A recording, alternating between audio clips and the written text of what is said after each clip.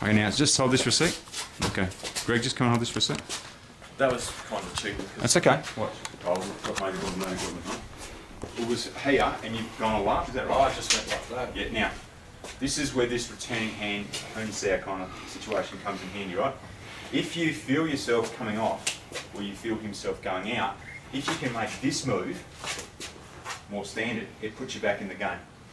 Now, from here, I just pivot again. Now, if he decides to take that shot, okay, you just suck it back to your centre and off you go, okay? I'm tugging the shot, so even if it, you know, look, it looks like it's touched, and maybe it has, right? But the bottom line is I'm tugging it with me, so it's not as an effective shot as that one. It's tugging him into this one, right? Okay, so as this hand comes down, that time I think it was more of like a, I don't know what you call it, a tan or whatever. The bottom line is don't stop. Let your body go and regain this. You're not going to regain the centre from here because you're too compromised.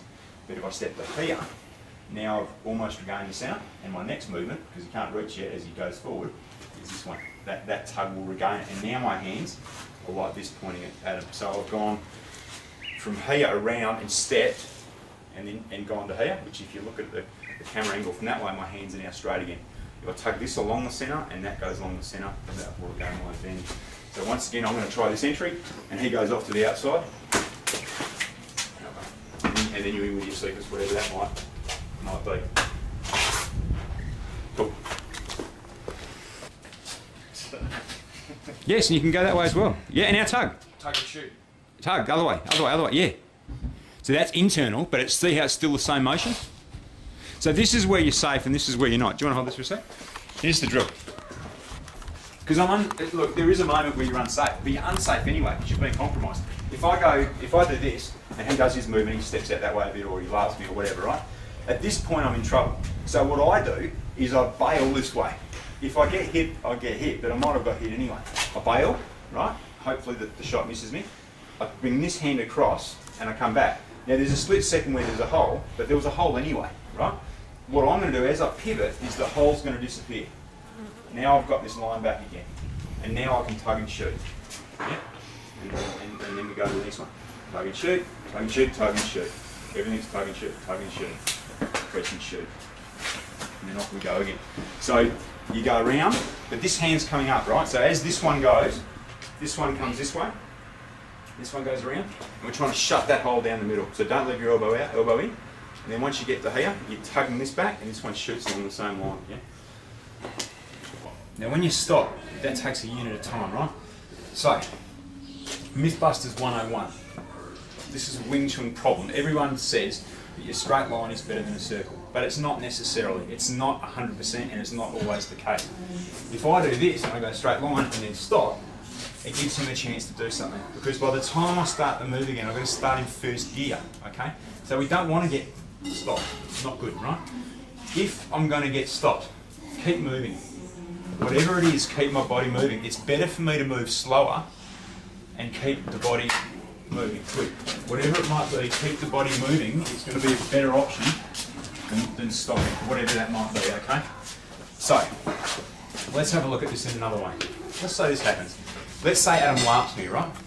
I've seen someone recently on YouTube say that from here, from a larp, I guarantee I wouldn't be able to do what I want to do against Adam's larp, because he's done it correctly. He's larped me down towards my leg, he's anchored me down, right? And what they've said they're going to do from here is they're going to lift their arm up and then drop it forward, right? Good. Let's see if this works in real life, okay? So we'll just do it to count, right? He laughs and shoots. So he's already punched me once anyway, right? Okay? I'm going to lift this arm up. Watch what happens. And he comes straight up with it.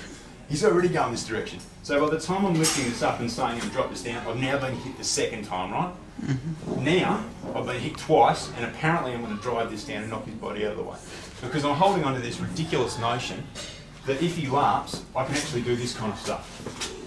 What a lot of bollocks, okay? It doesn't work. It works if we do this like a drill really slowly. So say do a laugh,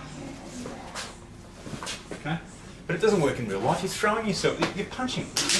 people are dynamic. They're ballistic shots, okay? So it doesn't work. Go this way. Now this one is going around the outside. So this is a circular movement. Go, slowly. It's circular, and it's going this way.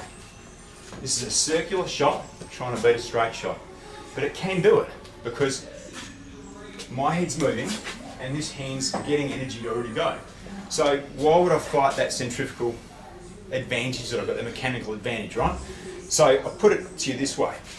If we're on a velodrome, and I'm not a very fast bike rider, I haven't ridden a bike for 10 years, but if I was against the fastest bike rider in the world and I said to him, you have to ride between the fixed point at each end of the velodrome, ride up as fast as you can, hit the skids, completely stop, turn around and ride back, I reckon I can go around the velodrome faster than the world champion.